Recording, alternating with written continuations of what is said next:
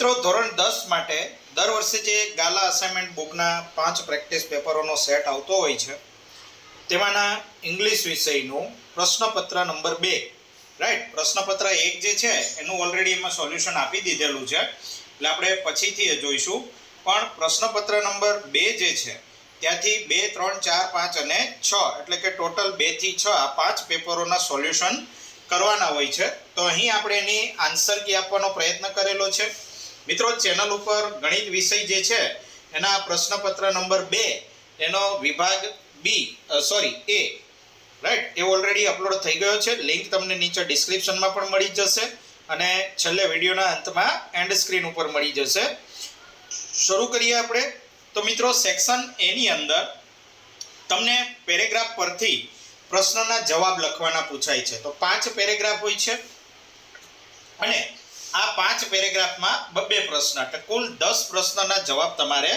લખવાના હોય છે તો અહીં પહેલા પેપરની અંદર આપણે જોઈએ તો જે પહેલો પેરેગ્રાફ છે તો એ તમારો પહેલો પેરેગ્રાફ તાજનગર રેલવે સ્ટેશનનો છે રાઈટ તો most of the 3000 people living in the village R farmers જે ગામની અંદર રહેતા 3000 લોકો છે એ મોટા ભાગે શું છે ખેડૂત છે but such was the burning desire to have a station in the village everybody contributing according to their capacity બધાને એવી ઈચ્છા હતી બર્નિંગ ડિઝાયર એટલે કે સળગતી ઈચ્છા એટલી પ્રબળ ઈચ્છા હતી કે ગામમાં એક એટલીસ્ટ રેલવે સ્ટેશન તો હોય જ બરાબર અને એના માટેથી બધાએ પોતપોતાની ઈચ્છા શક્તિ પ્રમાણે એકોર્ડિંગ ટુ ધેર કેપેસિટી એટલે કે એવોની જે કાર્યક્ષમતા કેપેસિટી હતી એ પ્રમાણે પોતાનું કન્ટ્રીબ્યુટેડ એટલે કે યોગદાન આપ્યું કન્ટ્રીબ્યુશન એટલે યોગદાન એના ઉપરથી કન્ટ્રીબ્યુટેડ એટલે યોગદાન આપ્યું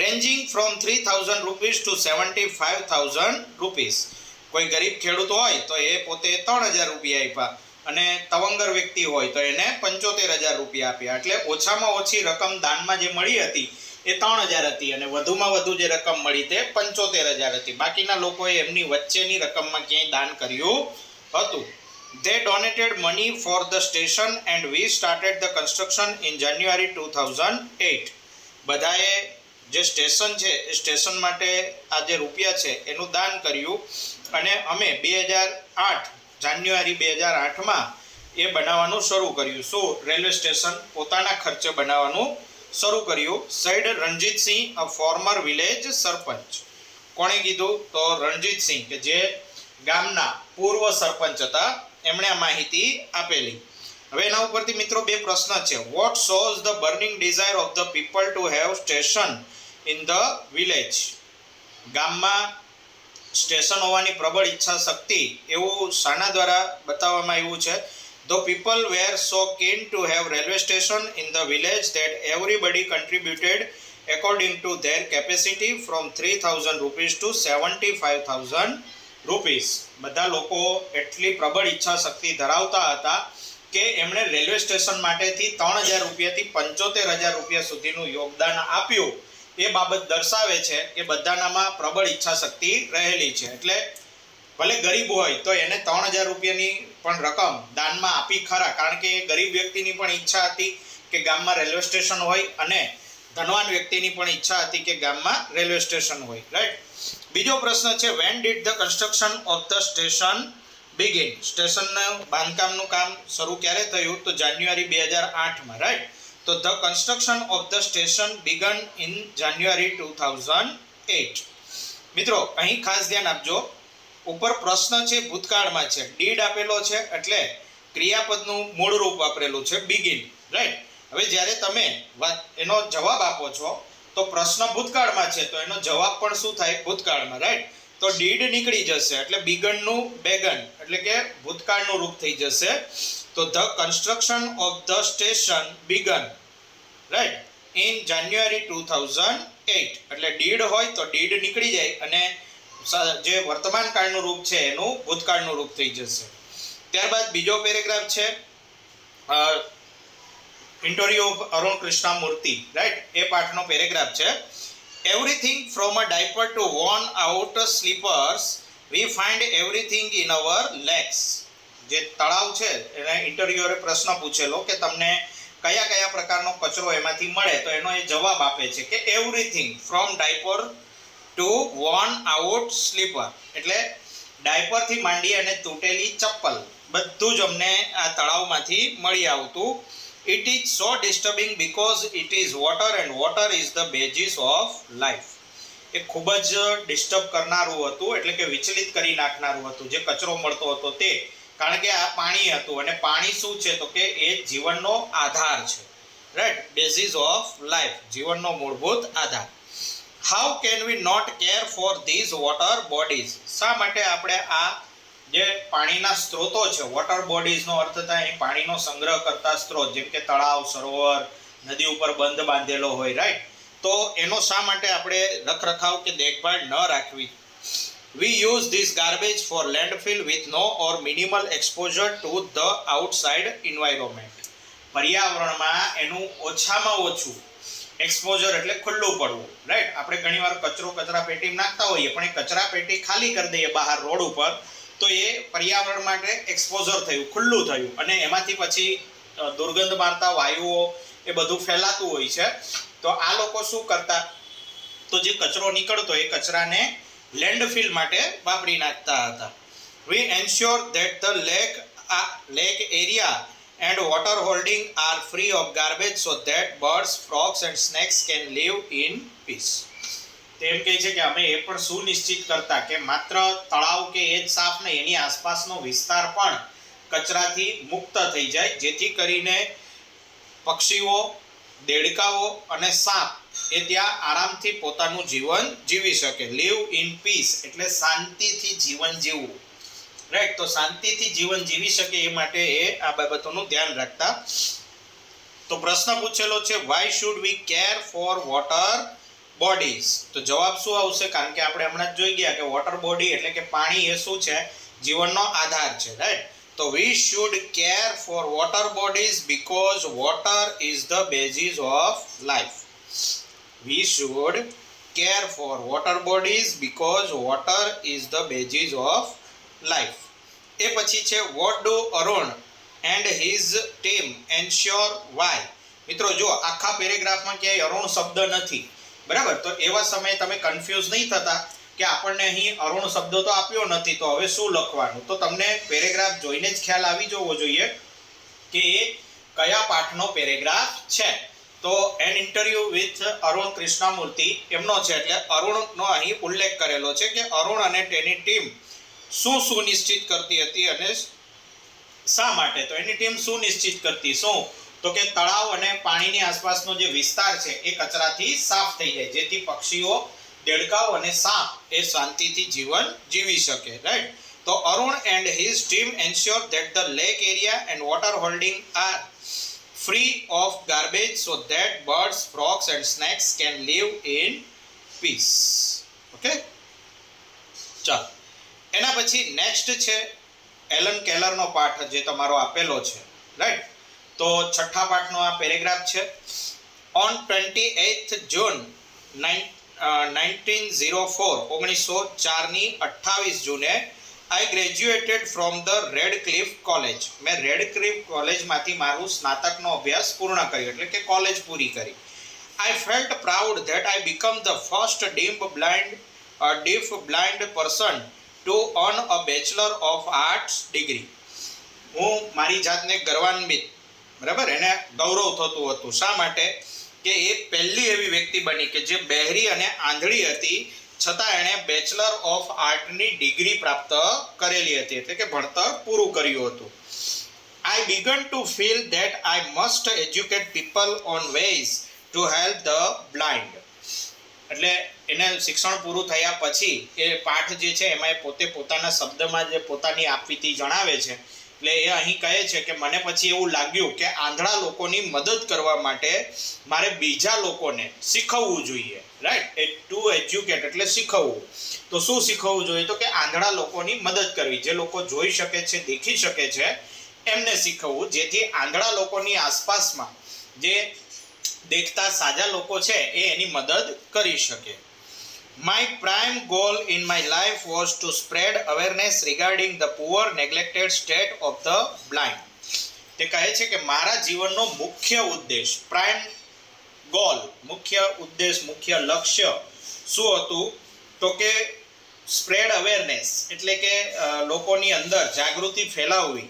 શેના સંદર્ભે? તો કે પુઅર નેગ્લેક્ટેડ સ્ટેટ ઓફ બ્લાઇન્ડ, એટલે કે આંધળા લોકોને જે ગરીબ ગણવામાં આવતા હતા અને પછી એમનું જે સમાજમાં સ્થાન હતું એ કેવું હતું? તો કે ઉપેક્ષિત હતું, એટલે કે અન્ય લોકો એના પ્રત્યે કોઈ સહાનુભૂતિ ધરાવતા હતા નહીં. આજથી 122 વર્ષ પહેલાની મિત્રો આ વાત છે, એટલે ઘણો બધો આવા સમયે ફરક હતો, રાઈટ? એ લોકો પ્રત્યે ઉપેક્ષિત વર્તન સમાજમાં રાખવામાં આવતું હતું, એટલે પોતાની અહીંયા ઠાલવે છે. Their innate abilities and their inspiration I had to raise fund not only to sustain a living for myself but also to start project to remove darkness and miseries from the lives of other blind people. તેમની આંતરિક શક્તિઓ, આંતરિક કાર્યક્ષમતાઓ અને તેમની જે inspiration, આત્મપ્રેરણા, right? તો એમના માટેથી તેમને ફંડ ઉઘરાવવાનું શરૂ કર્યું. હેલન કેલરે ફંડ ઉઘરાવવાનું શરૂ કર્યું, જેથી કરીને એ પોતાની જાતે જીવન ગુજારી શકે. એટલું જ નહીં, પણ એ ફંડની મદદથી જે બીજા ગરીબ આંધળા લોકો હતા એવો પણ પગભર થાય, સમાજમાં માનભર્યું સ્થાન મેળવી શકે, એ માટે એના જીવનમાં જે અંધકાર છે, જે મુશ્કેલીઓ છે, માઇઝરીઝ એટલે મુશ્કેલીઓને તે બધાને દૂર કરી અને તેઓ સારું જીવન જીવી શકે એ માટે એને ફંડ ભેગું કરવાનું શરૂ કર્યું. I strongly felt that I must give the others what I had gained from my teacher and એમના ટીચર, એમના શિક્ષક એન સુલિવાન, એમના તરફથી એણે જે કંઈ પણ પ્રાપ્ત કર્યું, બરાબર, એ બીજાઓને આપવું જોઈએ એવું એને અંદરથી ખૂબ જ પ્રબળ રીતે લાગતું હતું. એનો કહેવાનો અર્થ છે કે મને મારા શિક્ષકે જે કંઈ શીખવ્યું એ મારે બીજાઓને પણ શીખવવું જોઈએ. જોઈએ એમના પ્રશ્નો મિત્રો. તો વાય વોઝ હેલેન પ્રાઉડ? હેલનને ગર્વ શા માટે થતો હતો? તો Helen was proud because she was the first deaf blind person to earn a bachelor of arts degree. એ પ્રથમ એવી આંધળી અને બહેરી વ્યક્તિ હતી કે જેણે બેચલર ઓફ આર્ટ્સની ડિગ્રી પ્રાપ્ત કરેલી. ત્યારબાદ છઠ્ઠો પ્રશ્ન છે, what was the goal in Helen's life? હેલનના જીવનનો મુખ્ય ઉદ્દેશ્ય શું હતો? તો આપણે જોયું કે આંધળા લોકો જે છે એની આંતરિક ક્ષમતાઓને ઓળખવી, એના જીવનમાં પ્રકાશ ફેલાવવો, રાઈટ? તો એ એમનો જવાબ આવશે. The goal in Helen's life was to spread awareness regarding the poor, neglected state of the blind, their innate abilities and their inspirations. ત્યારબાદ મિત્રો આગળ વધીએ. મિત્રો એમની પીડીએફ તમારે જોઈતી હોય તો નીચે ડિસ્ક્રિપ્શન બોક્સમાં એની લિંક મળી જશે, ત્યાંથી તમે પીડીએફને ડાઉનલોડ કરી શકશો. થોડો અમને સમય આપજો, કારણ કે પીડીએફ તૈયાર થતા અને અપલોડ કરવામાં ટાઈમ લાગે છે, રાઈટ? તો તમને એકાદ દિવસની અંદર નીચે ડિસ્ક્રિપ્શન બોક્સમાં લિંક મળી જશે, તો ત્યાંથી તમે સેક્શન વાઇઝ પીડીએફ તમને પ્રાપ્ત થઈ જશે. ચાલો, નેક્સ્ટ પેરેગ્રાફ છે દેવાંગી શુભાંગી, બે બહેનો વચ્ચેનો. પક્ષીઓ વિશે દેવાંગી શુભાંગી સાથે વાત કરે છે, રાઈટ?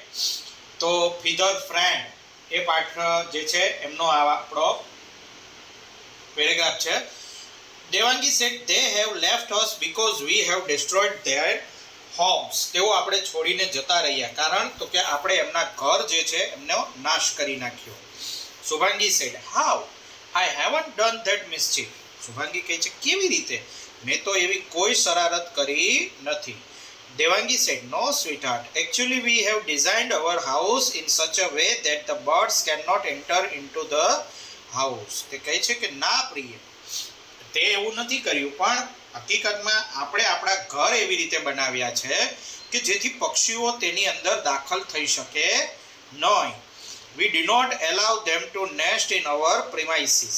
આપણા રહેઠાણની અંદર, આપણા વિસ્તારની અંદર એ પોતાનો માળો બનાવે એવી મંજૂરી આપણે એને આપતા નથી. મીન્સ કે જેમ વૃક્ષ ઉપર પક્ષી પોતાનો માળો બનાવી લે કોઈને પણ પૂછ્યા વિના, એમ આપણા ઘરમાં એ માળો નથી બનાવી શકતા, કારણ કે આપણે તરત જ શું કરીએ, એ માળો બનાવવાનું શરૂ કરે તો આપણે એ બહાર ફેંકી દેતા હોઈએ છીએ. They feel safe living with us. તેઓ આપણી સાથે રહેવામાં પોતાની સલામતી અનુભવે છે. That's why we call them the house sparrow. તેથી જ આપણે એને ઘર ચકલી તરીકે ઓળખીએ છીએ. અહીં ચકલી વિશે વાત થાય છે કે ચકલી જે છે મોટાભાગે તમે જુઓ તો ઘરમાં જો એને પ્રવેશ આપવા દેવામાં આવે, રાઈટ, તો પછી એ ફોટો ફ્રેમ હોય કે કોઈ દિવાલ ઘડિયાળ કે કંઈ પણ હોય તો એની પાછળ પોતાનો માળો બનાવી લેતી હોય છે. Subhangi said, well, I want them back and I am sure my friends will also help me. એ કહે છે કે સારું, હું સુનિશ્ચિત કરીશ કે તે પાછી આવે અને હું તથા મારા મિત્રો એને મદદ કરીશું. Devangi said, okay, you can prepare sparrow nest with the help of cardboard box. Do not feed birds gaठियास. It is very harmful to their stomach. તો કહે છે સારું, તો તમે તમારા મિત્રની સાથે મળી અને કાર્ડબોર્ડ એટલે કે પુઠ્ઠાના માળાઓ, રાઈટ, તો ઘણી જગ્યાએ તમે જોતા હો તો બોક્સ જેવું બનાવી અને મૂકી દેતા હોય છે જેમાં ચકલી જઈ શકે એવડો હોલ હોય તો એ અંદર પોતાનો માળો બનાવતી હોય છે. તો આવા માળા બનાવો અને પક્ષીઓને ગાંઠિયા નહીં ખવડાવો. અત્યારે તમે જુઓ તો મોસ્ટ ઓફ આપણે ત્યાં ગુજરાતમાં ઘણી જગ્યાએ આવું ચલણ છે કે પક્ષીઓ માટે ગાંઠિયા કે એવું ફરસાણ નાખતા હોય છે. તો એકચ્યુઅલી એમનું જે પાચન તંત્ર છે એ આવા ગાંઠિયાને પચાવવા માટે બનેલું નથી, રાઈટ, એટલે એના પેટને નુકસાન કરે છે. Put sum grains like rice, millet etcetera and water in a dish.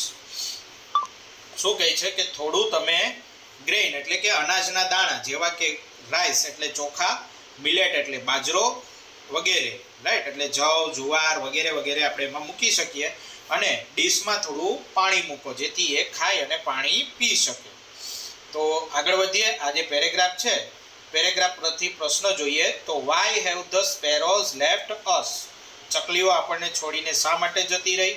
તો the sparrow have left us because we have destroyed their homes. કારણ કે આપણે તેમના ઘર નષ્ટ કરી નાખ્યા. 8મો છે what should we offer to the birds. આપણે પક્ષીઓને ખાવા માટે શું આપવું જોઈએ? તો we should offer grains like rice and millets and some water in a dish to the birds. પક્ષીઓને થોડું પાણી, ખાવા માટે એને દાણા જેમ કે ચોખા, બાજરી એના જેવા દાણાઓ આપવા જોઈએ, રાઈટ. ચાલો, ત્યાર પછીનો જે પેરેગ્રાફ છે, ઓકે, પેરેગ્રાફની અંદર એક લવ સ્ટોરીનો જે તમારો પાઠ છે ટેસ્ટ ઓફ ટ્રુ લવ એમાંથી લીધેલો છે. He stood straight, saluted and held the book toward the woman. તે સીધો ઊભો રહ્યો, સલામ કરી અને જે હાથમાં ચોપડી હતી એ પેલી સ્ત્રીની સામે રહે એ રીતે એણે પકડી. As he spoke, he thought how different she was from the girl he had expected.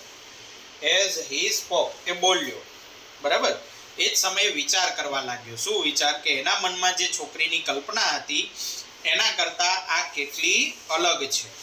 હવે એ વિચાર કરતા કરતા બોલે છે, I am Lieutenant John Blandford and you are Miss Manel.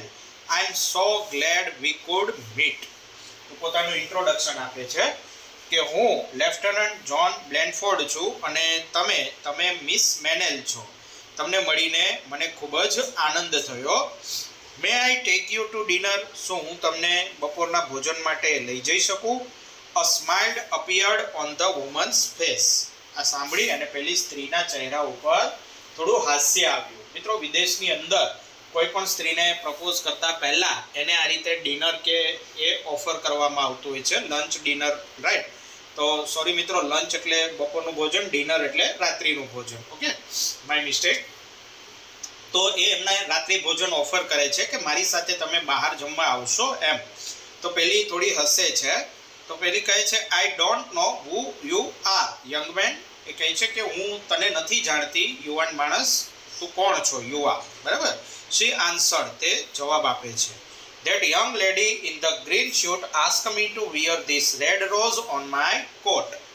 જે પેલી લીલા કપડાં પહેરીને ઊભેલી યુવા સ્ત્રી છે એણે મને આ ગુલાબ જે છે એ પહેરવા માટે કહ્યું હતું. રોઝ ઓન માય કોટ એટલે એણે જે કોટ પહેરેલો, બરાબર, તો એ કોટ ઉપર એણે આ લાલ ગુલાબ પહેરવા માટે મને કહ્યું. She also said if he invite you to dinner, tell him I am waiting at the restaurant across the street. એણે મને એ પણ કહ્યું કે જો એ તમને, એટલે કે તે પેલો છોકરો, બરાબર, એ જો તમને રાત્રિ ભોજન માટે આમંત્રણ આપે તો તમે એટલું કહેજો કે રસ્તાની સામેની બાજુએ જે હોટલ છે, રેસ્ટોરન્ટ છે, ત્યાં હું એની રાહ જોતી બેઠી છું. It is a test of some kind. And added, it is a test of some kind. અને એણે ઉમેર્યું કે આ એક પ્રકારની પરીક્ષા હતી. એટલે સ્ટોરી તો મિત્રો જો કદાચ તમારે પાઠ નહીં ચાલ્યો હોય, પાઠ ચાલે ત્યારે તમને ખ્યાલ આવશે કે સ્ટોરી શું છે, બરાબર. મસ્ત પાઠ છે, શાંતિથી ભણવો. અત્યારે આપણે એનું સોલ્યુશન જોઈએ. How did the Blenford greet the woman. બ્લેનફોર્ડે જે પેલી સ્ત્રી હતી એનું અભિવાદન કેવી રીતે કર્યું? તો બ્લેનફોર્ડ stood straight, saluted the woman and held the book toward her to introduce himself. બંને વચ્ચે નક્કી થયેલું કે બંને એકબીજાને ઓળખશે કેવી રીતે, કારણ કે એને તો પહેલી વખત જ મળી રહ્યા હતા. તો પેલી સ્ત્રીએ કીધેલું કે હું લાલ ગુલાબ પહેરીને આવીશ, અને આણે કીધેલું કે હું પુસ્તક હાથમાં રાખીશ, બરાબર. તો એ બંને વચ્ચે નક્કી થયું, એટલે પુસ્તક પેલી જોઈ શકે તેવી રીતે વ્યવસ્થિત એણે પકડેલું. What did the woman say about the red rose? લાલ ગુલાબ વિશે પેલી સ્ત્રીએ શું કીધું? તો કે the woman said that the young lady in the green suit had asked her to wear the red rose on her coat. લીલા કપડામાં રહેલી સ્ત્રીએ એને આ કોટ ઉપર લાલ ગુલાબ પહેરવા માટે કહ્યું હતું. તો મિત્રો આ રીતે 10 પ્રશ્નો તમને પૂછાય છે. 11મા પ્રશ્નની અંદર તમને 2 શોર્ટ નોટ, એકના અથવામાં એક આપેલી હોય છે, અને શોર્ટ નોટના મુદ્દાઓ હોય છે. મુદ્દાઓ પરથી તમારે શોર્ટ નોટ લખવાની છે, રાઈટ. અહીં તમને details of the wonderful creation, જે પાઠ છે વન્ડરફુલ ક્રિએશન, બરાબર, એની તમને શોર્ટ નોટ આપી છે. તો શોર્ટ નોટના મુદ્દાઓ આપી દીધા છે અને એના ઉપરથી તમારી શોર્ટ નોટ છે. આપણે અહીં સમય નહીં લઈએ, કારણ કે શોર્ટ નોટ્સમાં વધારે કંઈ એવું છે નહીં. જે મુદ્દાઓ છે ખાસ એ મુદ્દાઓનો સમાવેશ થઈ જવો જોઈએ. આ બધા મુદ્દાઓનો સમાવેશ થાય એવી સાદી વાક્ય રચનામાં તમારે આ શોર્ટ નોટ લખવાની હોય છે. અને વધીને 7 થી 8 વાક્યો, રાઈટ. એટલે જો તમે લખવા બેસો તો લખતી વખતે તમારા 12 થી 15 વાક્યો એ થતા હોય છે. એ પ્રકારેની શોર્ટ નોટ હોય છે અને લખવાની હોય છે. વધારે લાંબુ લખવાની જરૂર નથી. બીજા શોર્ટ નોટ તમને પૂછી છે કચ્છ અને દેવ્યાની. આ પાઠમાંથી કચ્છ એના વિશેની છે. તો એમના પણ કેટલાક મુદ્દા આપેલા છે કે કચ્છ કોણ હતો, right. Who was Kacha? Why did the devs send him to Shukracharya? દેવોએ શુક્રાચાર્ય પાસે એને શા માટે મોકલ્યો? તો બધું તમે પાઠ ભણો એટલે તમને ખ્યાલ આવે જ કે આખી સ્ટોરી શું છે. તો એના ઉપરથી તમારે સાદી વાક્ય રચનાઓ બનાવી, કાળનો એનું ધ્યાન રાખી અને પછી શોર્ટ નોટ આ રીતે લખવાની હોય છે. તો અહીં તમે ધ્યાનથી જુઓ તો 14.5 લાઈન જેટલી લખેલી છે. હવે તમે આને લખવા બેસશો તો તમારી 20 થી 22 લાઈનો થશે, બરાબર. તો અંદાજિત 1 પેજ થાય. ઓકે. તો વારંવારની પ્રેક્ટિસ જો તમે કરશો તો ઘણો ખરો તમને આવડી જશે. અને ગયા વર્ષની સરખામણીએ આ વર્ષના પેપર થોડા હાર્ડ રહેવાની સંભાવના છે, કારણ કે ગયા વર્ષે રેગ્યુલર કોરોના કાળને કારણે શિક્ષણ કાર્ય થઈ નહોતું શક્યું, પરંતુ ચાલુ વર્ષે એવો કોઈ પ્રશ્ન નથી. એટલે પેપર થોડા હાર્ડ આવવાની સંભાવના છે, કારણ કે ગણિતમાં મેં જોયું કે ગયા વર્ષે 3 માર્ક્સમાં જે પ્રશ્નો હતા એ ચાલુ વર્ષે 2 માર્ક્સની અંદર પૂછી કાઢેલા છે, રાઈટ. ત્યાર પછી 12મા નંબરથી લઈ 15 નંબર સુધી ટ્રુ ફોલ્સ, એટલે કે 4 પ્રશ્ન ટ્રુ ફોલ્સના પૂછાય છે. તો one day Prem Chopra guided Ramsi 70 to Gopal Brothers for lifting precious gems. તો ફોલ્સ આવશે. ગોપાલ બ્રધર્સ એ જ્વેલરીની દુકાન હતી, તો અહીં જેમ્સ માટે એને નહોતો મોકલેલો, રાઈટ, જ્વેલરી માટે મોકલેલો હતો.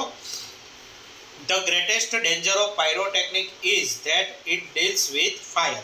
તો એ સાચું છે. ફટાકડાઓ જે છે, ફટાકડાઓનું કાર્ય કોની સાથે છે? તો કે આગ સાથે છે. એટલે એ એનો મોટામાં મોટો ખતરો છે. નેક્સ્ટ છે Helen's teacher, Miss Sullivan, lost her eyesight completely and become blind by year 1935. 1935 આવતા સુધીમાં હેલેનના ટીચર મિસ સુલિવાન એ પોતે પણ પોતાની દ્રષ્ટિ ક્ષમતા ખોઈ બેસે છે અને કમ્પ્લીટલી બ્લાઇન્ડ એટલે કે સંપૂર્ણ અંધ થઈ જાય છે. તો વિધાન સાચું છે.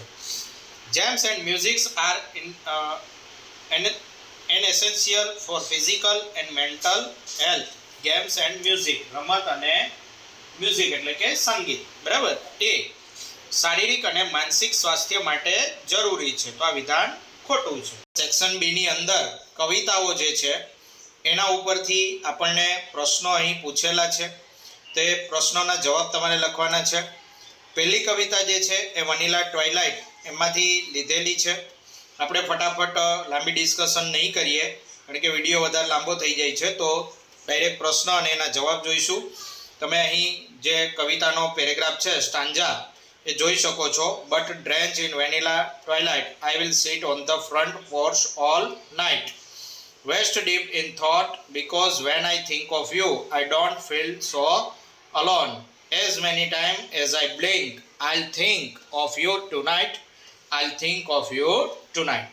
ઓલરેડી તમે કવિતા ભણેલા છો એટલે ભાષાંતરને તમને ખ્યાલ જ છે. આપણે પ્રશ્નો ઉપર ધ્યાન આપીએ. 16મો પ્રશ્ન છે what will the poet do all night. કહે છે કે કવિ આખી રાત શું કરી શકે છે, શું કરશે? તો the poet will sit on the front porch all night and think about his beloved. એટલે કે મકાનની જે આગળની ગેલેરી હોય, રાઈટ, પોર્ચ એટલે આગળનો જે ભાગ હોય છે ખુલ્લો ભાગ, તે તો ત્યાં બેસશે અને આખી રાત એમના જે પ્રિય છે એમના વિશે વિચારશે. What happens when the poet think of his beloved. જ્યારે લેખક એના પ્રિય વિશે વિચારશે ત્યારે શું થશે? તો when the poet think of his beloved it doesn't feel lonely. એટલે કે પોતાને એકલા એ અનુભવશે નહીં. કારણ કે કોઈ પ્રિય વ્યક્તિનું આપણે જ્યારે સ્મરણ કરતા હોય કે એના વિશે વિચારતા હોય તો એ વ્યક્તિ વિચારો સ્વરૂપે આપણી સાથે હોય છે, એટલે કે આપણને એકલું લાગતું નથી. 18મું છે what is the antonyms of the word dry. Dry શબ્દનો એન્ટોનિમ એટલે વિરોધી શબ્દ. જો સિનોનિમ હોય તો શું આવશે? તો સમાનાર્થી આવશે, રાઈટ. તો ડ્રાય એટલે સૂકું અને ડ્રેન્ચ એટલે ભીનું. વેટ પણ તમે લખી શકો છો, રાઈટ, પણ અહીં તરબોળ થયેલું છે એટલે ડ્રેન્ચ શબ્દ છે. આપણે પેરેગ્રાફમાં જે હોય એ લેવાનો છે.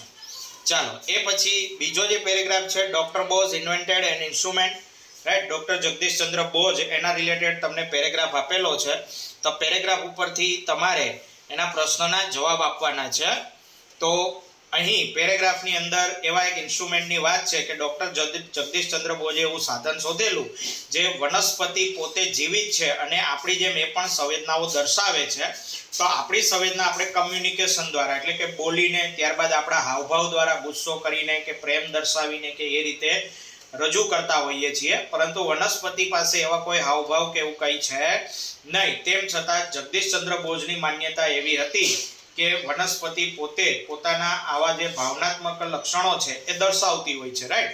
તો એમના માટે એને આ સાધન શોધેલું હતું.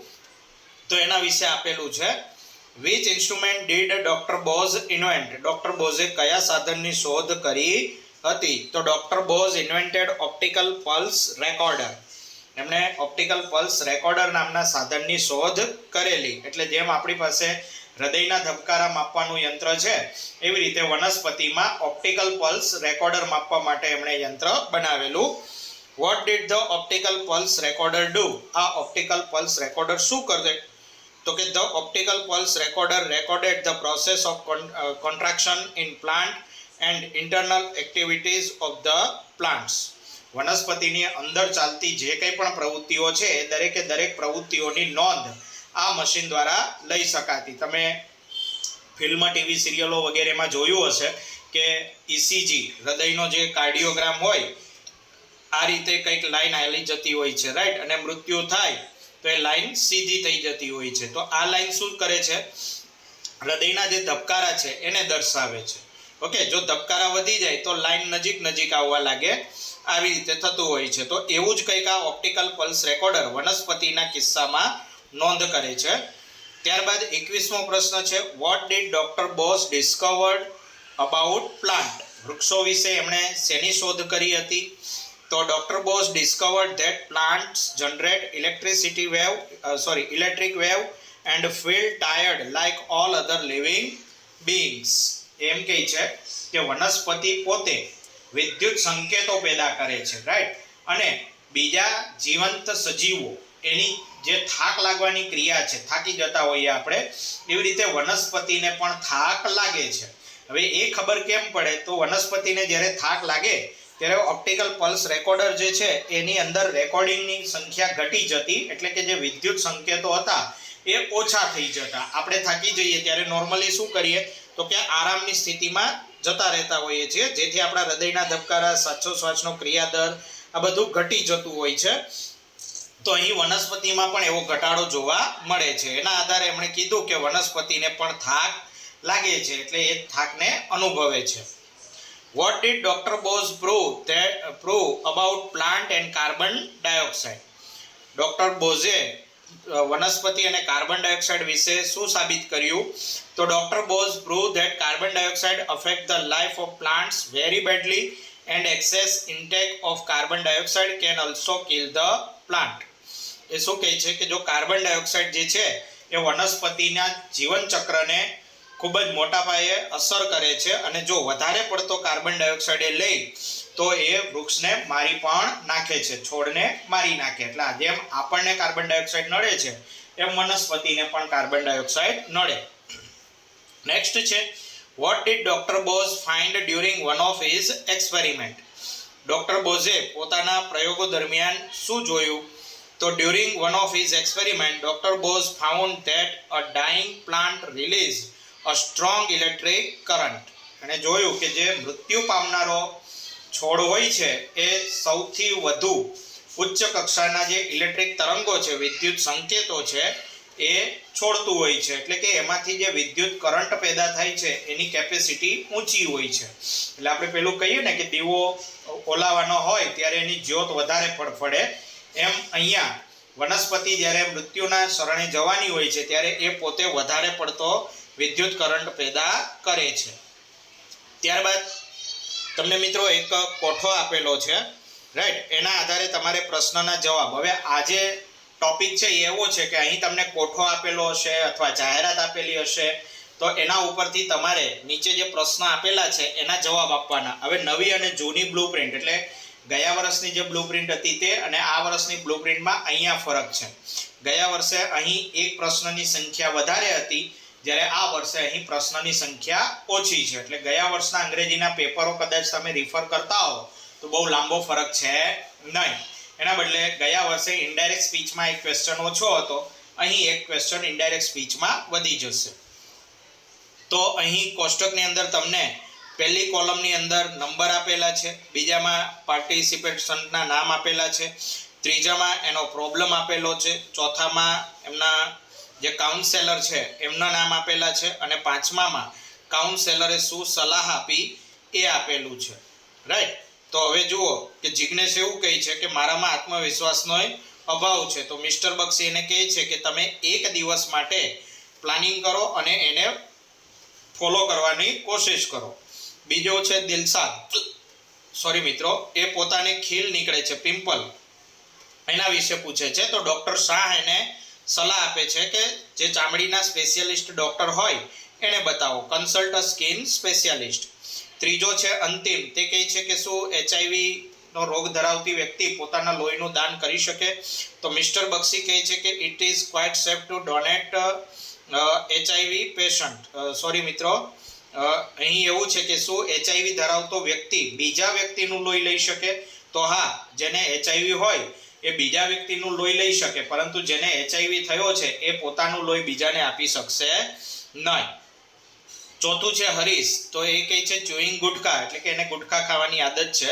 તો મિસ્ટર બક્ષી કહે છે કે તમારા મગજને બીજી દરેક પ્રવૃત્તિઓની અંદર કાર્યરત રાખો, જેથી તમારું માઇન્ડ ગુટખા પ્રત્યે આકર્ષિત થાય નહીં. હવે આના ઉપરથી તમારે મિત્રો જે પ્રશ્ન આપેલા છે એ પ્રશ્નના તમારે જવાબ આપવાના છે. પહેલું છે who is the counsellor of Dilshad? દિલશાદને કોણે સલાહ આપી હતી? તો Dilshad, doctor Shah is the counsellor of Dilshad. Doctor Shah એ દિલશાદના કાઉન્સેલર છે. What advice is given to Harish by mister Bakshi? Mister Bakshi એને શું સલાહ આપેલી?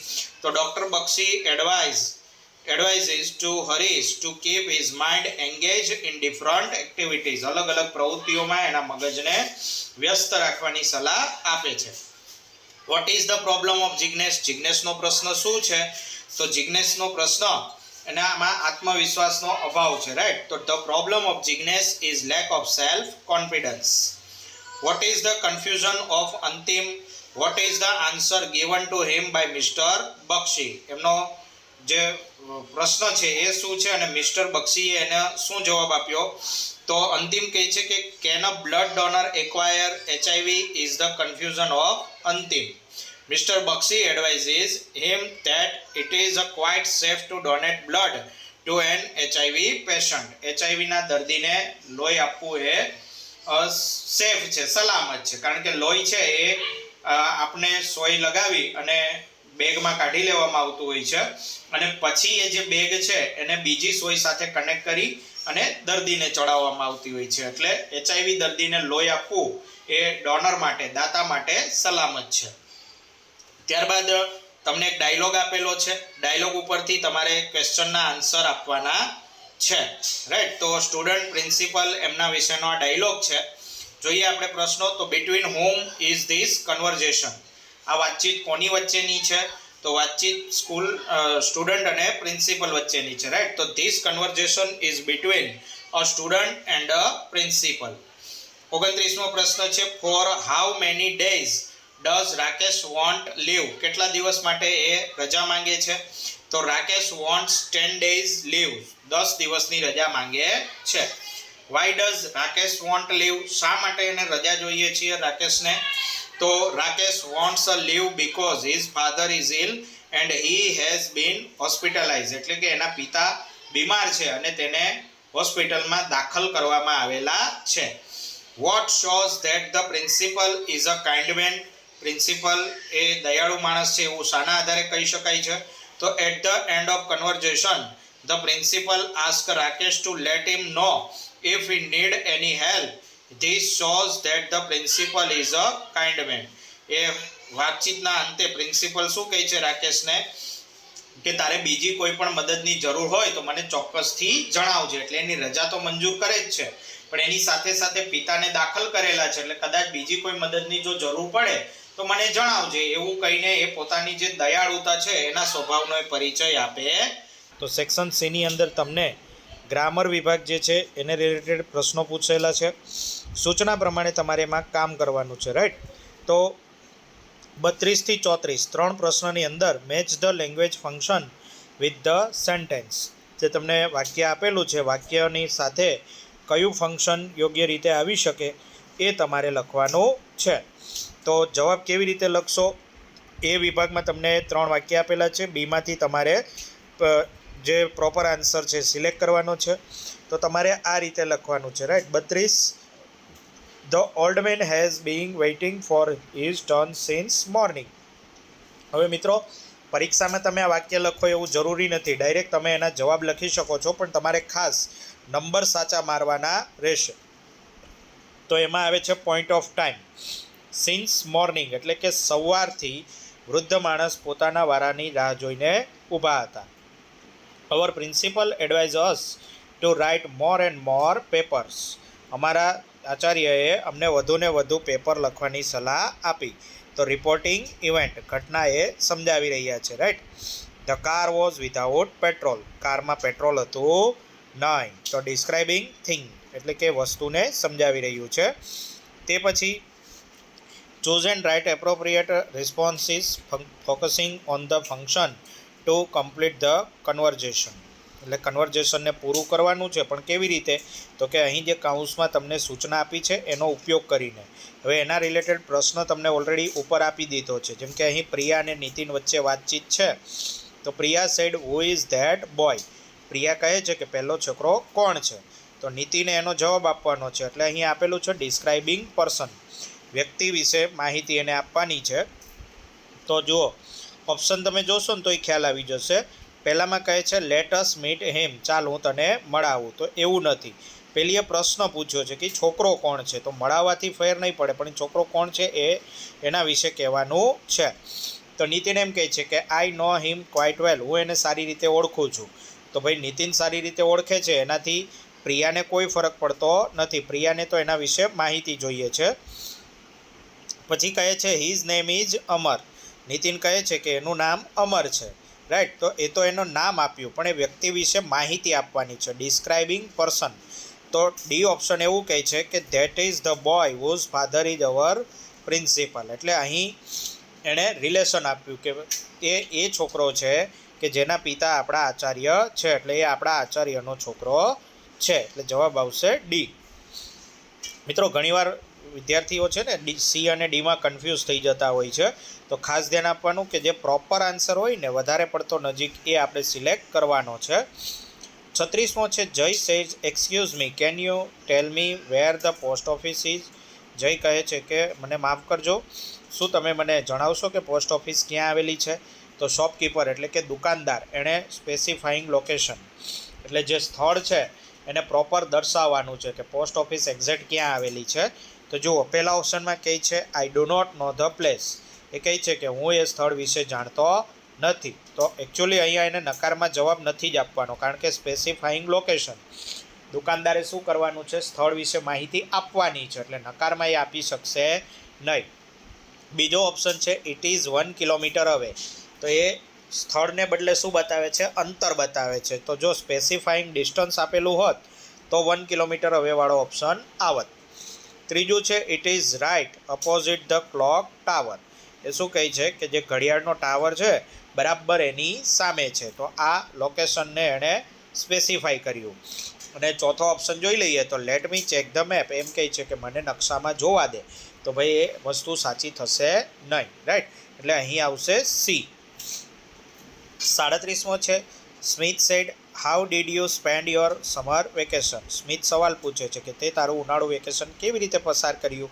મિથ સેડ વી ખાલી જગ્યા ડિસ્ક્રાઇબિંગ પાસ્ટ ઇવેન્ટ. એટલે કે પહેલાં એ ભૂતકાળનો સવાલ પૂછ્યો છે કે કેવી રીતે તે પસાર કર્યું, એટલે ભૂતકાળમાં વેકેશન જતું રહ્યું છે તો એ ઘટનાને દર્શાવવાની છે, રાઈટ. તો ઓપ્શન એ છે કે went to Simla and stayed there for a week. એ કહે છે કે અમે સિમલા ગયા અને ત્યાં એક અઠવાડિયું રોકાયા.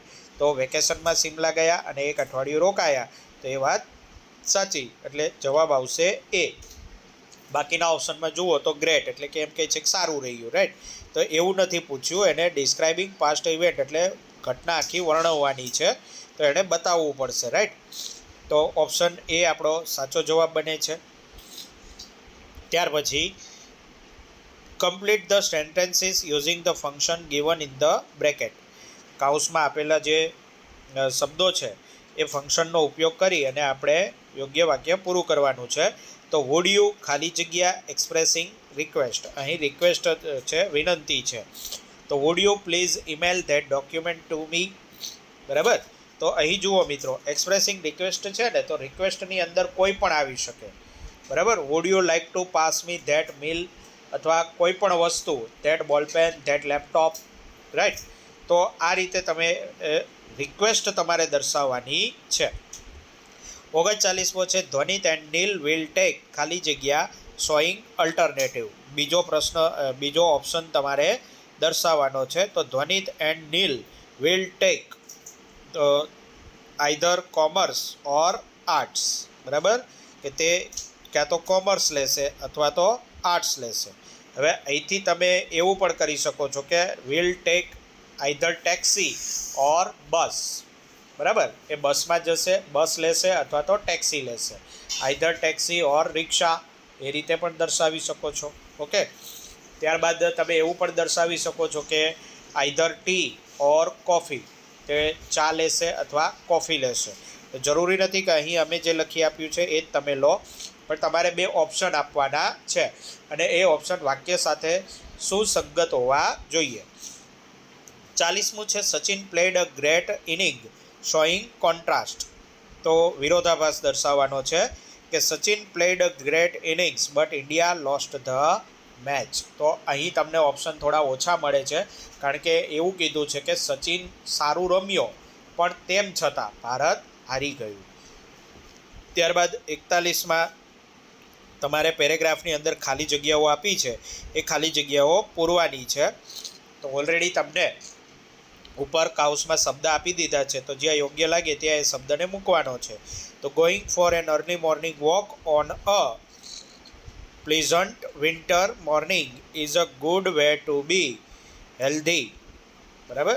Every morning I go for walk at 5 o'clock and return home by 6 o'clock. I really enjoy the beauty of nature in the morning. એટલે વાક્ય અથવા તો તમારો પેરેગ્રાફ યોગ્ય રીતે પૂર્ણ થાય એવી રીતે તમારે લખવાનો છે.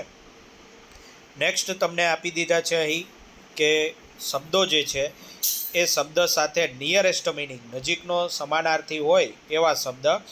તો વોલન્ટિયરલી એટલે કે સ્વેચ્છાએ, રાઈટ, તો વિલિંગલી એ પણ સ્વેચ્છાએ થશે. ત્યારબાદ નોટોરિયસ એટલે કે પ્રખ્યાત એવું, તો ઇનફેમસ એટલે પણ પ્રખ્યાત થશે. ત્યારબાદ પ્રેડિક્શન એટલે કે અગાઉથી જ કોઈ વિશે, કોઈ ઘટના વિશે આપણે માહિતી અથવા તો ભવિષ્યવાણી ઉચ્ચાર કરવી એવું કહી શકાય, તો એનું આવશે forecast.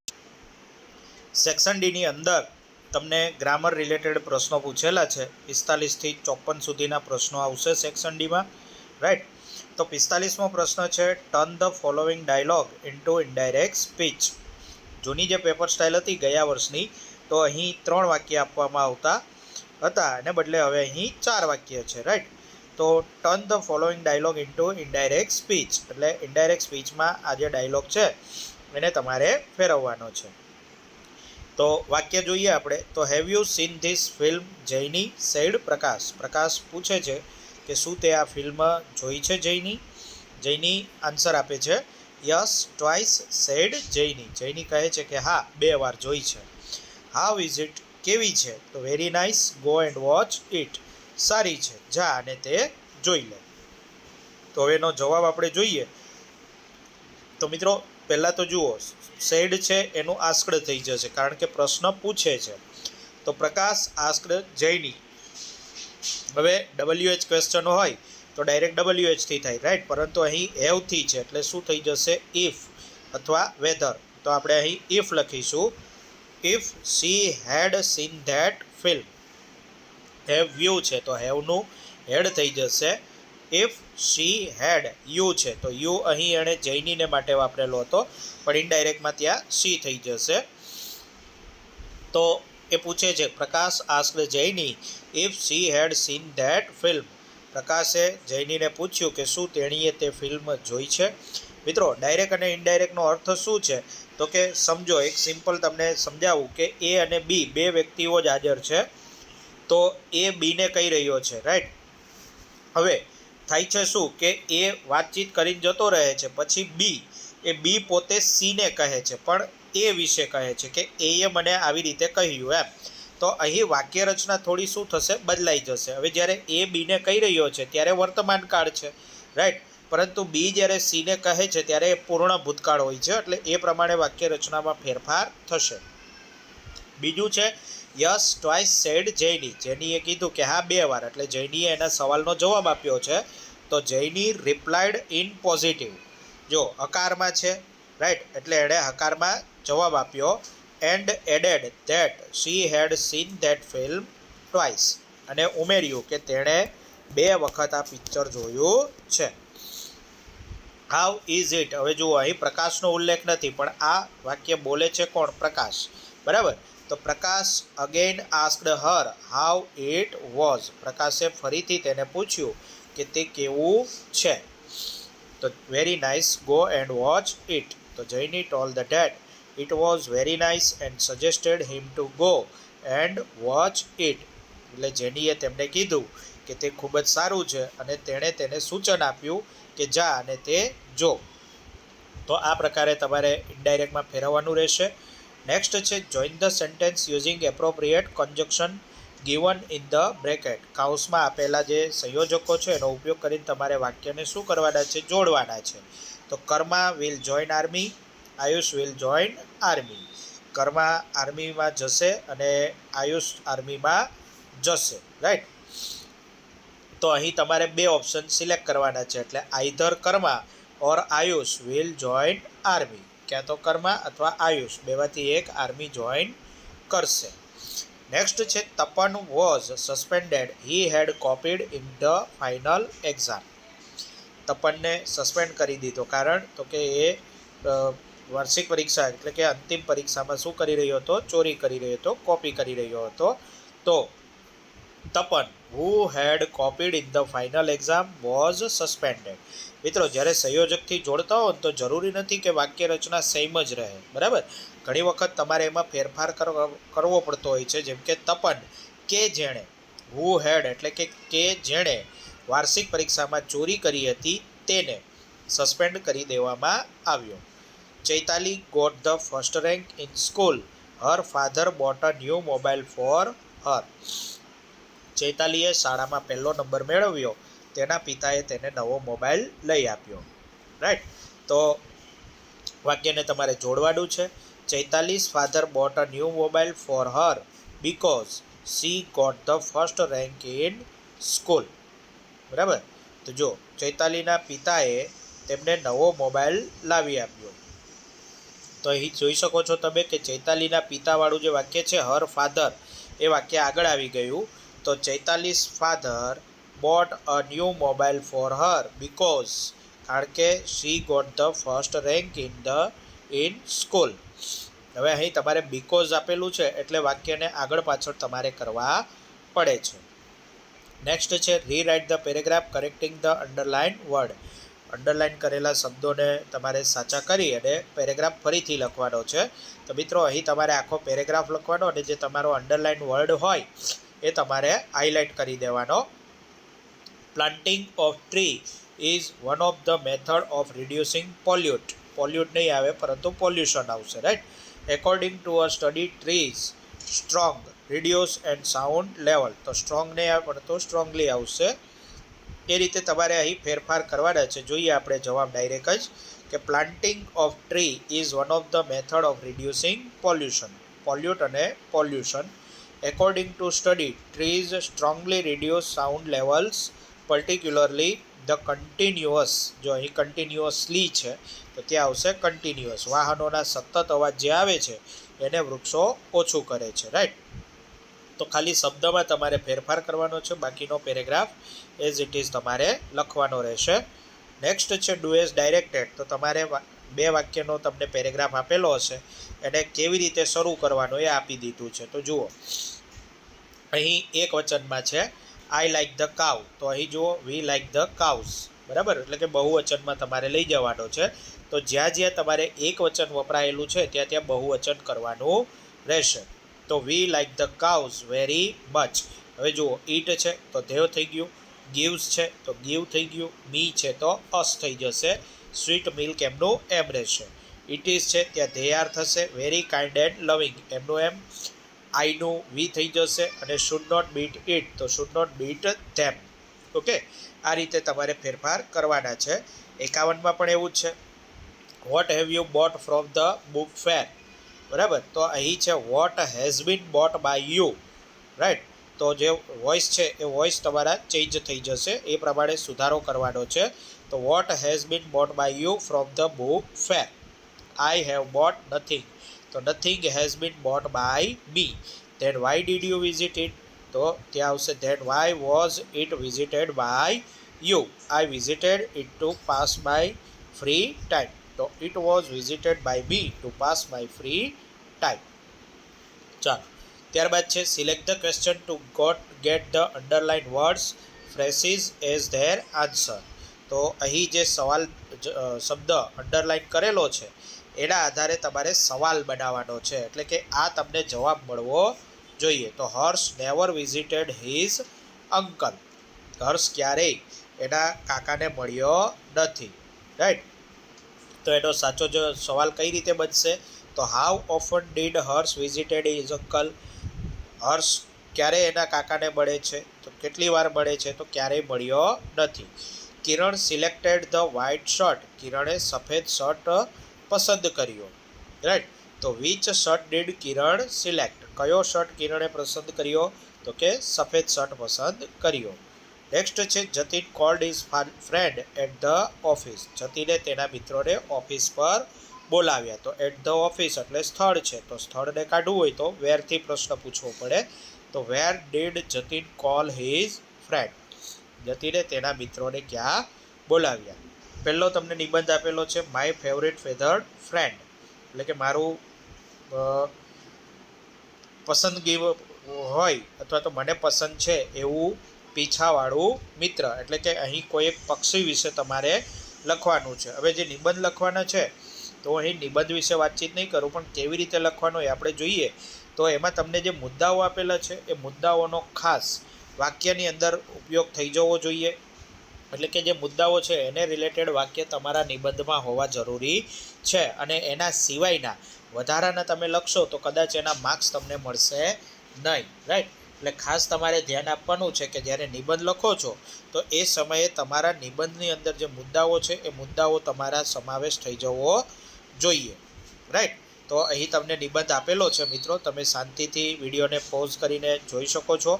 There are so many types of birds around us, but my favorite bird is the peacock. The peacock is our national bird. It is a very beautiful bird. જો આ 3 વાક્યની અંદર મોર વિશેની માહિતી આપી દીધી છે અને કેવું પક્ષી છે, શું છે એ દર્શાવી દીધું છે, રાઈટ. હવે એના શરીરને એના વિશેની વાત થશે કે it has long beautiful and colorful feathers. The peacock has a very charming walk. It is called the harbinger of rains. We can hear its sweet call during the rainy season. It spread out its. હવે જો આ મુદ્દાઓ છે ને એ શેના આધારે છે તો કે સ્પેશિયલ ફીચર્સ, રાઈટ. એના સ્પેશિયલ ફીચર્સને આધારે છે. હેબિટેટ એટલે રહેઠાણ, તો એ મુદ્દો અહીં તમે દર્શાવેલો રહી જતો હોય તો પાછળથી પણ તમે લખી શકો છો કે એ ક્યાં રહેતું હોય છે. તો જુઓ અહીં એ મુદ્દાનો સમાવેશ કરી લીધો છે. પીકોક લાઇવ્સ ઓન ટ્રીઝ, બરાબર, કે વૃક્ષો ઉપર એ રહે છે અને મોટાભાગે ક્યાં જોવા મળે તો કે found in field and forest, એટલે કે જંગલોમાં ને ખુલ્લા મેદાનમાં જોવા મળે. એટલે મુદ્દા થોડા આડાઅવડા થઈ જાય તો વાંધો નહીં, બરાબર, પણ એનો સમાવેશ થઈ જવો જોઈએ, કારણ કે હેબિટેટ પહેલાં હતું, સ્પેશિયલ ફીચર્સ પછી આવ્યા, બરાબર. તો એ ફેરફાર અહીં થયેલો છે. એટલે નિબંધ છે એ નિબંધ તમારે તમારી રીતે તૈયાર કરી અને લખવાના રહેશે, ઓકે. ત્યારબાદ બીજો નિબંધ a visit to a seashore, એટલે કે એક મુલાકાત છે, ઓકે. તો મિત્રો મોટાભાગે જે નિબંધો છે 5 પેપરના નિબંધો તમે જોશો તો તમને ખ્યાલ આવશે કે કોઈ વ્યક્તિ વિશે, કોઈ પક્ષી કે પ્રાણી વિશે કે પછી કોઈ એક મુલાકાત આ પૂછાતી હોય છે, ઓકે. તો અહીં મુદ્દો શું છે કે a walk on the seashore with friends, crowds, children playing, amusements, entertainments, vendors and hawkers and sunset. તો આટલા મુદ્દાઓનો સમાવેશ તમારા નિબંધમાં થઈ જવો જોઈએ. તો વિડીયોને પોઝ કરી અને શાંતિથી જોઈ લેવો. જોકે તમને એમની PDF ટૂંક સમયમાં મળી જશે. નીચે ડિસ્ક્રિપ્શન બોક્સમાં લિંક હું આપી દઈશ, ત્યાંથી તમે ફ્રી ઓફ કોસ્ટ ડાઉનલોડ કરી શકશો. ત્યારબાદ છે માય ફેવરિટ ફેસ્ટિવલ દિવાળી. તો બિગેસ્ટ ફેસ્ટિવલ મંથ, એટલે કે ક્યારે આવે છે, પ્રિપરેશન, એના માટે તૈયારી શું કરવાની હોય છે. ત્યારબાદ રંગોલીઝ, ત્યારબાદ ફેસ્ટૂન્સ, રો ઓફ લેમ્પ્સ, ક્રેકર્સ, ચોપડા પૂજન, ન્યૂ યર ડે. આ બધા જે શબ્દો છે એનો ઉપયોગ નિબંધની અંદર તમારે કરી લેવાનો છે. તો અહીં 2 સ્લાઇડની અંદર આપણે એ નિબંધ આપી દીધેલો છે, તમારે વિડીયો પોઝ કરી અને લખી લેવો. ત્યારબાદ 56મો પ્રશ્ન જે છે એ તમને ઈમેલ રાઇટિંગનો છે. તો ઘણી વખત તમને નામ આપી દીધા હશે, રાઈટ, કે અમર પંડ્યાના તરફથી એમના પડોશી મિસ્ટર બક્ષી એને mbbaksi16@gmail.com એના ઉપર કમ્પ્લેન કરતો email, loud volume of TV set, ટીવીનો અવાજ કેવો છે, વધારે છે, એના વિશે કમ્પ્લેન કરતો ઈમેલ તમારે લખવાનો છે. હવે ઈમેલ લખતી વખતે પહેલાં શું આવશે, ટુ આવશે. તો કોને મોકલવાનો છે તો એ તો તમને ઓલરેડી આપી જ દીધું હશે, એ લખી નાખવાનું છે. સબ્જેક્ટમાં શું આવશે કે ઈમેલ શેના વિશે છે, તો અહીં આપી દીધું છે કે complaining about the loud volume of TV. તો loud volume of your TV set આ સબ્જેક્ટ થશે. હવે શરૂઆતમાં ડિયરથી તમે કરી શકો છો, રાઈટ. ભાઈ બહેનોને હોય તો એ રીતે તમે લખી શકો છો, ડિયર બ્રધર અથવા એલ્ડર બ્રધર, એ રીતે. પછી પહેલો જે પેરેગ્રાફ હોય છે જનરલી 1 કે 2 લાઇનનો હોય છે. તો એની અંદર જે આપણો સબ્જેક્ટ છે એના વિશે એને થોડી ઘણી આછેરી માહિતી આપી દેવાની હોય છે. એ પછી બીજા પેરેગ્રાફની અંદર થોડું ડિટેલમાં, રાઈટ, કે તમે અહીં એને કમ્પ્લેન કરી રહ્યા છો. તો શા માટે એને તમે કમ્પ્લેન કરી રહ્યા છો? તો કે ભાઈ મારે એસએસસી બોર્ડની પરીક્ષા નેક્સ્ટ મંથમાં આવી રહી છે અને હું મારા ક્લાસ એટેન્ડ કરવા સવારે જાઉં છું, રાઈટ, પછી ઘરે આવીને હું તૈયારી કરતો હોઉં છું, તો રાત્રે મોડે સુધી હું વાંચું છું, પરંતુ તમારું ટીવીનો અવાજ વધારે હોય છે એટલે મને થોડું ડિસ્ટર્બ થાય છે, તો હું મારા ભણતર ઉપર ધ્યાન આપી શકતો નથી. તો હું તમને શ્રીમતી બક્ષી એને મેં ઘણી વખત એવું રિક્વેસ્ટ પણ કરી કે અવાજ ધીમો રાખે, બરાબર, બટ ઇન વેઇન, એટલે એ ના પાડે છે કે એ ધ્યાન નથી આપતા. તો તમે મારી પરિસ્થિતિ સમજો અને સહકાર આપો એવી વિનંતી. પછી જે થેન્ક યુ ફેથફુલ્લી ને હોય છે, નોર્મલી આપણે શું કરતા કે પત્ર લખતા ને તો યોર ફેથફુલ્લી આ બાજુ લખતા આપણે, પણ ઈમેલની અંદર એ ડાબી બાજુ જ લખી દેવામાં આવે છે. એટલે આ વસ્તુ ખાસ ધ્યાન રાખવાની. હવે જો તમારે ઈમેલ ન લખવો હોય તો એના અથવામાં તમને એક રિપોર્ટ રાઇટિંગ પૂછાશે.